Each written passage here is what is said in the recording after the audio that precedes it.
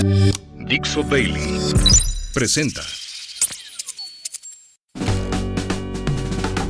Bienvenidos, esto es Fuera de la Caja. Yo soy Macario Esquetino y le agradezco mucho que me escuche en esta revisión de lo ocurrido la semana que terminó 18 de mayo.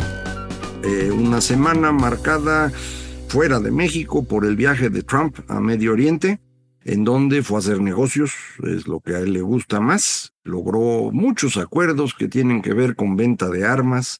No tuvo una buena relación con el primer ministro israelí, el señor Netanyahu, durante este viaje, porque no lo fue a ver, y porque, pues digamos, está negociando por su cuenta con Hamas. Y Netanyahu está enojado por eso. Ya sabe usted, este señor Netanyahu no quiere dejar el poder en Israel porque seguramente iría a la cárcel, trae muchas denuncias por corrupción. Y eso pues lo lleva a tratar de mantenerse en el poder en alianza con los extremistas israelíes, y esa es en parte la razón por la cual la guerra entre Israel y Palestina, o específicamente Hamas, ha sido más larga y sangrienta de lo que debería haber sido. La inició Hamas, eso no hay duda, pero pues de todos lados hay gente que no está haciendo las cosas bien. Bueno, en cualquier caso, el viaje del señor Trump, le digo, fue exitoso en el sentido de los negocios. No parece que esté avanzando en todo lo demás que prometió, ni en tranquilizar Medio Oriente, ni tampoco en el tema de la invasión rusa a Ucrania. Él insiste en que sí. Hoy mismo, lunes 19, volvió a decir que ya habló con Putin y que ahora sí ya se va a resolver. Putin no tiene ningún interés en detener la invasión a Ucrania, no acepta más que se rinda a Ucrania. Entonces está bien difícil el lograr un acuerdo, pero pues Trump en esto ha sido pues más cercano a Putin que a cualquier otra cosa, y esto ya sabíamos ha generado muchos conflictos con la Unión Europea, que por cierto mañana debería aplicar sanciones muy fuertes contra Rusia, tomando el control de activos de los oligarcas rusos y con ello financiar a Ucrania. Creo que lo que está haciendo Trump es tratar de evitar que eso ocurra. Un ejemplo más de que está trabajando para Putin. Yo no me puedo quitar eso de la cabeza porque no encuentro evidencia contraria. Entonces, eso es lo que creo yo que está ocurriendo ahí. Durante el fin de semana, prácticamente hablando, la calificadora Moody's le redujo la calificación a Estados Unidos. Ya se había tardado. Las otras dos grandes calificadoras lo habían hecho una hace más de 10 años. Le redujo la calificación. Pues de la calificación más alta al segundo escalón, no tiene ningún impacto, pero bueno, pues todo apunta a que Estados Unidos tiene dificultades para financiar su deuda, y eso es lo que tienen que reflejar las calificadoras. No es que vayan a dejar de pagar otra vez, pues es el país que tiene la moneda de referencia. Literalmente es imposible que deje de pagar porque ellos imprimen los dólares, pero pues puede hacerlo cada vez a tasas más altas, y eso es exactamente lo que están señalando. El impacto que se pudo ver, muy chiquito, fue que por primera vez en un buen rato la tasa de interés, o el rendimiento para ser exacto, el rendimiento de los bonos a 30 años superó el 5% momentáneamente el día de hoy, lunes. Ya bajó un poquito, pero bueno, llegó hasta 5%. Es una muestra de que hay presiones a mediano plazo sobre la economía estadounidense acerca del pago de intereses, y por eso pues los que están prestando van a exigir una tasa cada vez más alta. Sí se nota en el dibujito de largo plazo de la tasa, pues ese comportamiento al alza. Estamos todavía muy lejos de los niveles que se llegó a tener en la deuda estadounidense a inicios de los 80, cuando fue una locura. Entonces, tampoco es que el mundo se va a acabar, simplemente está subiendo y eso le cuesta.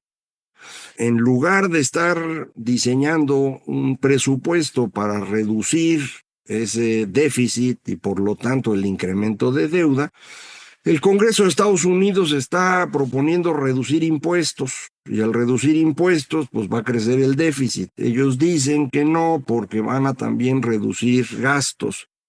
La forma en que están reduciendo gastos es, pues como por ejemplo el hizo Morena en México, le quitas lana a los estados que gobiernan tus opositores para que sufran y pierdan la elección. Lo mismo están haciendo allá en Estados Unidos, o sea, no crea usted que es una estrategia así muy científica. Eso están tratando de hacer. Entre tantas cosas, se les ocurrió poner un impuesto de 5% a las remesas. ¿Por qué lo hacen? Porque si pueden, ahí sacan una lanita que les puede servir bastante, ¿no? Y si tienen problemas con el déficit, pues es una de las formas de corregirlo. Evidentemente le están cobrando impuestos a la gente por ingresos que ya pagó impuestos antes. Entonces, pues puede uno reclamar que es una doble tributación o cosas por el estilo. Supongo que algo así harán, pero para nosotros es un riesgo porque puede reducir el flujo de remesas. Y ya sabe usted que ese fue uno de los instrumentos con los cuales se pudo mantener un consumo creciente durante algunos años. Eso ya se acabó, pero si a eso le reduce usted las remesas, pues se va a acabar más rápido y entonces pues vamos a tener problemas económicos en México. Entonces, pues ya la señora Sheinbaum reclamó y dijo que va a ver si con la India, que es el más grande receptor de remesas desde Estados Unidos, a ver si juntándose pueden hacer algo de cabildeo, pero sí urge, porque esto probablemente se apruebe pronto. Entonces, bueno, a ver qué pasa por ahí. La mayor presión del gobierno estadounidense en la última semana, últimas 2 semanas, se ha notado en otro lado, en la parte de seguridad. Ya platicábamos el lunes pasado de la gobernadora de Baja California, a la cual le fue retirada su visa. Esto no sería un problema si fuera gobernadora, no sé, de Campeche o de Guerrero, pero para un estado fronterizo la visa es indispensable, no puede trabajar de otra manera y creo que se le va a dificultar mantenerse en el puesto si no recupera la visa. No sé yo qué logre antes, si conseguir que le devuelvan la visa o pues, consiga una licencia y le dejen la chamba a otro, pero como quiera fue un golpe fuertecito y ha reactivado este rumor que ya llevaba un buen rato de la lista. Algunos le llaman lista Marco, otros le llaman lista Rubio, porque dicen que viene del secretario de Estado, Marco Rubio, y es una lista donde habría 4 decenas de políticos, la mayor parte de ellos de alto nivel, que son sospechosos de tener nexos con el crimen organizado, sospechosos para Estados Unidos, y por lo tanto, pues amenazan con quitarles la visa, congelarles cuentas, cosas así. Entonces, pues se reactivó este rumor viendo esto de las visas. Mencionan incluso a ciertas personas que serían los que están ya porque les vayan a quitar la visa. Yo no tengo idea de si es cierto o no. Lo que es claro es que para el gobierno de Estados Unidos se ha convertido esto en una herramienta política. El señor Trump había prometido mejorar mucho las cosas en términos de migración y seguridad.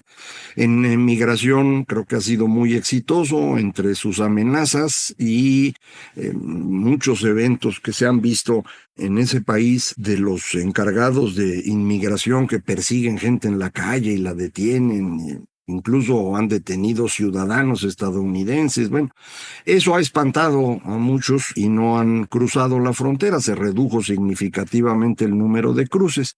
Pero también lo que quiere el señor Trump es demostrar que en materia de seguridad van en serio y que, pues él ya lo había dicho hace tiempo, el crimen organizado en México está asociado con el gobierno y por eso han causado la crisis del fentanilo y todo lo demás.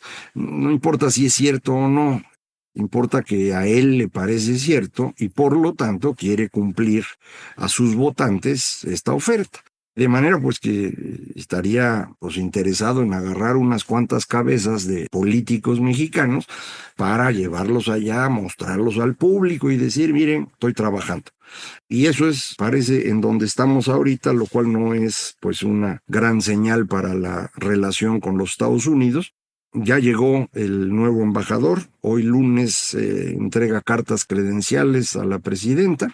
Y pues me imagino que va a estar trabajando en esta línea Él fue embajador de Estados Unidos en El Salvador y participó activamente en enfrentarse con esta organización criminal llamada Mara Salvatrucha, de manera pues que sería lógico que aquí quiera hacer algo parecido, sobre todo porque, ya sabemos, el señor Trump está interesado en que eso ocurra. Entonces, la tensión con Estados Unidos pues va a ser relevante. Más allá de eso, sí es importante entender que tenemos un problema gravísimo con el crimen organizado, o visto al revés, tenemos un problema gravísimo con un Estado que no es Estado. El famosísimo Max Weber denominaba al Estado aquel que tenía el monopolio de la violencia legítima. Mi argumento es que en México eso no existe. No hay un monopolio de la violencia legítima, hay un oligopolio de violentos que están buscando legitimarse. Esos son estos grupos criminales que, como sabe usted, no se dedican ya de manera preeminente al tráfico de drogas. Hacen ya de todo. Fundamentalmente están reemplazando al Estado mexicano en muchos lugares. Controlan alcaldes, obviamente controlan policías municipales, controlan incluso gobernadores en algunas partes, y esos gobernadores son los que dicen están en la lista del señor Rubio. Y esto, pues, a la luz del enfrentamiento entre los del grupo del Chapo y los del grupo del Mayo, es decir, la ruptura del cártel de Sinaloa, pues se ha convertido ya en un conflicto que no solo no se detiene, sino que parece moverse a otras partes, y también hay rumores de que otros grupos criminales estarían empezando a asociarse con una u otra facción, convirtiendo esto pues en un preludio de una guerra civil. No se me espante, pero eso es lo que empezaría uno a ver. Frente a ello, el general secretario ha dicho que el ejército mexicano puede con los cárteles, que ningún cártel es más poderoso que el ejército mexicano. Eso tal vez sea cierto, pero solamente en un enfrentamiento extremo. Es decir, no para la operación diaria, sino en caso extremo.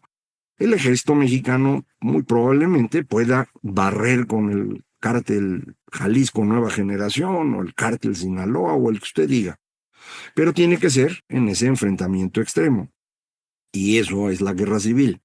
Y a mí sí me preocupa porque el ejército mexicano, en lugar de concentrarse en la defensa de la seguridad nacional frente al resto del mundo, ha tenido que enfrentarse a estos actores que no son estatales, que generan violencia, que son los cárteles, que sí son una amenaza a la seguridad nacional. Tiene lógica que el ejército auxilie a la seguridad civil para enfrentar a estos cárteles. Eso tiene lógica. Lo que no tiene lógica es que reemplace a la seguridad civil. Y eso es lo que hicieron el sexenio pasado. La Guardia Nacional se la pasaron a la Secretaría de la Defensa y hoy no hay una fuerza de seguridad civil en México, no la tenemos. Hay policías estatales, algunas mejores que otras, pero la mayoría bastante chafitas, y las policías municipales no se diga. Entonces no tenemos una herramienta para controlar al crimen en el día a día.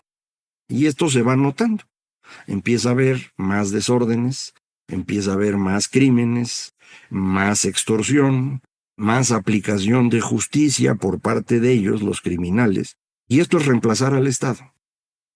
Las otras ocasiones en las que el ejército mexicano ha tenido que enfrentar algo similar, las ha perdido, las tres. Ocurrió en eso que llamamos independencia, en donde de hecho buena parte del ejército realista traicionó y se convirtió en trigarante. Ocurrió en la Guerra de Reforma, en donde los liberales acabaron derrotando al ejército formal, que era de los conservadores, lo reemplazaron.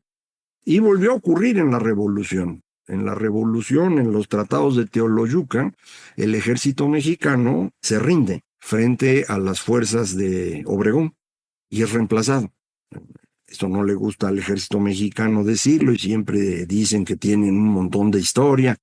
Pues en realidad van tres ejércitos distintos. En las tres ocasiones perdieron.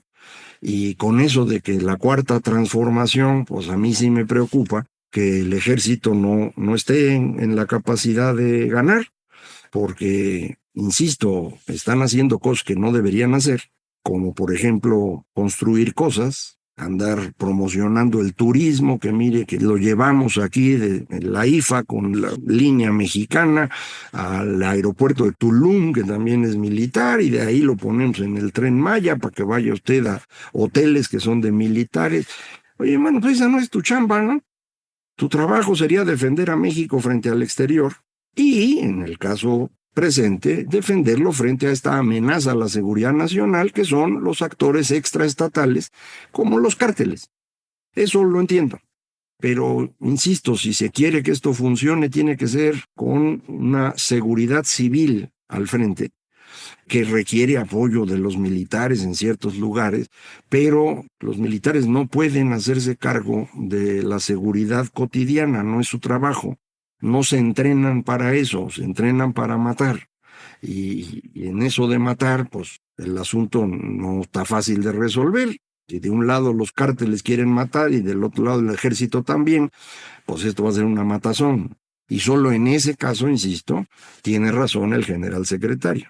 En el caso de todos los días, el Estado mexicano no existe. Y esto es un problema. Y la solución para mí consiste pues en corregir estas cosas, ¿no? Por un lado, que el ejército deje de estar haciendo esos trabajos absurdos que los pusieron en el sexenio pasado y que yo creo han generado una corrupción que complementa la que traían con el crimen organizado, porque algo hay de eso, ¿no? Entonces, pues estamos corrompiendo al ejército y no estamos teniendo una fuerza que funcione. Creo que la Guardia Nacional debería ser civil, debería pasar a la Secretaría de la Seguridad Pública y debería conformarse como lo fue la Policía Federal. Tendrá defectos y lo que usted quiera, pero es una policía, no es un ejército disfrazado. Y finalmente creo que pues hay que ver la lista, ¿no? Y pues el gobierno mexicano puede confirmar o cancelar algunos que estén ahí y decir, mire, este que dicen ustedes que es amigo de narcotraficantes, eso no es cierto, pero este otro sí. Entonces los que sí, pues vámonos quitando, ¿no? Vamos limpiando un poco el panorama, no es que usted tenga un gobierno sin ninguna corrupción, eso no existe en ningún lado.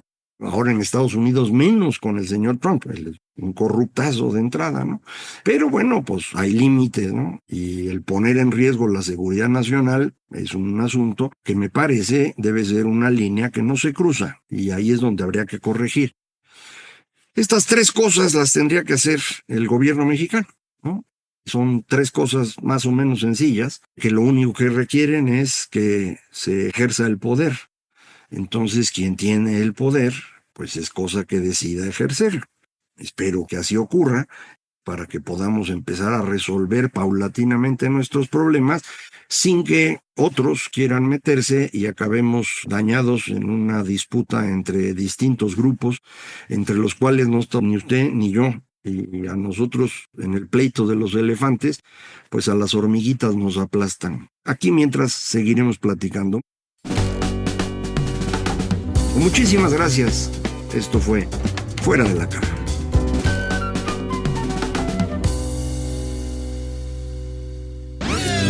Una producción de Dixo.